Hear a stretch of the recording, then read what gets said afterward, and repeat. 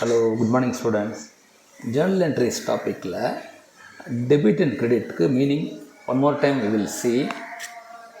Okay, the whole concept என்ன ஒரு debit equal to ஒரு கிரெடிட் இருக்கணும், கரெக்டாக? சரி, இப்போ பிஸ்னஸ் ரன் பண்ணுறதுக்கு நமக்கு என்ன தேவை? ஃபஸ்ட்டு பணம் தேவை, கரெக்டாக? அடுத்தது குட்ஸ். ஓகே, இந்த பணமும் குட்ஸும் எங்கேயும் ஃப்ரீயாக வராது, கரெக்டாக? ஸோ சம்படி, அதாவது இந்த பிஸ்னஸ் வந்து ஒரு பக்கெட் மாதிரி வச்சுவாங்க, ஓகேயா? யாராவது இங்கே கொடுத்துட்டுருப்பாங்க, ஓகே, பணமோ குட்ஸோ அது வெளியில் போயின்ட்டுருக்கும், கரெக்ட்? அண்டு இதில் என்ன மிச்சம் நிற்கிறது, that is profit. For example இப்போ 100 வந்து இருக்குது, ஓகே, 80 தான் வெளியில் போச்சுன்னா 20 is the profit, correct? That means 100 உள்ளே வந்தது, அதில் 80 செலவு பண்ணீங்க, ஸோ 20 இஸ் த ப்ராஃபிட். சரி, இப்போ இதுக்கும் ஜேர்னல் என்ட்ரிக்கும் என்ன கனெக்ஷன் அப்படின்னு பார்த்தீங்கன்னா, பணம் உள்ளே வருதில்ல, that is called the source. உள்ளே வரதுக்கு பேர் source, okay? Source is called credit. Source is called credit, ஓகேயா? அந்த வந்த பணத்தை யூஸ் பண்ணுறீங்கள, that is called usage or application அப்படிம்பாங்க இங்கிலீஷில். இந்த usage is a debit. So again நான் ரிப்பீட் பண்ணுறேன். பணம் உள்ளே வரும்போது it is called source, okay? வெளியில் போகும்போது இட்ஸ் கால்டு யூசேஜ்.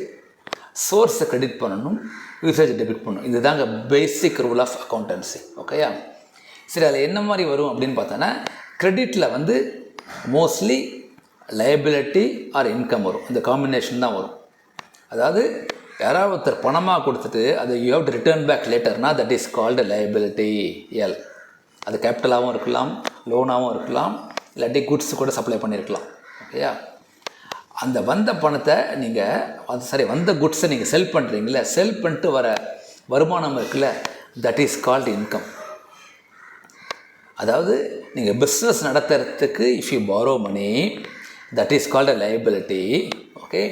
அந்த பிஸ்னஸை ரன் பண்ணி டே டு டே வர சேல்ஸ் ரெவென்யூ இருக்குல்ல, தட் இஸ் கால்டு இன்கம். கிளியரா? ஓகே, சரி. இந்த பக்கம் டெபிட் சைடு வரலாம். நீங்கள் இப்போ பாரோ பண்ணிட்டீங்க, ஓகேயா? கேபிட்டல் வந்துருக்கு, இல்லாட்டி பேங்க்கில் பாரோ பண்ணீங்க. என்ன பண்ணுவீங்க? First you have to build the asset. அதாவது ஒரு சின்ன மளிகை ஷாப்பாக இருக்கலாம், இல்லாட்டி பிக் பிஸ்னஸாக இருக்கலாம், அதுக்கு அசட் தேவை. இட் கேன் பி, இப்போ மளிகை கடைனா அரிசி, பருப்பு, ரைஸ், சுகர், ப்ரொவிஷன்ஸ், மில்க்குன்னு சொல்லிட்டு வாங்கி வச்சுட்டுருவீங்க, okay? That is called goods. அதே மாதிரி அந்த ஷாப் நடத்துறதுக்கு யூ நீட் சம் இது என்ன சொல்லலாம், shelves, furniture, computer system, vehicle சொல்லிட்டு அதெல்லாம் அசட், ஓகேயா? ஸோ வந்த கேபிட்டலில் some use it for asset, ஓகேயா? அதுக்கப்புறம் day to day business run பண்ணுறதுக்கு you need to pay salary, rent, extra, correct? That is called expenditure.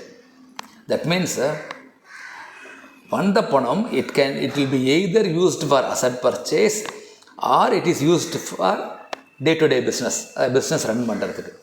So அந்த மாதிரி யூசேஜ் போகும்போது இட்ஸ் கால்ட் டெபிட், ஓகேயா?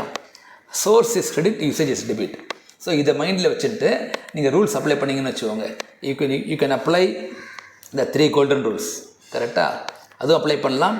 இல்லாட்டி இந்த பேலன்ஸ் ஷீட் P&L, அதாவது தே கால் மாடர்ன் ரூல். அதாவது one is called golden rule, another one is called modern rule, okay? நீங்கள் இந்த ரெண்டுத்தில் எது அப்ளை பண்ணாலும் இதுதான் பேசிக். என்னது? Source is equal to credit, usage is equal to debit, ஓகேயா?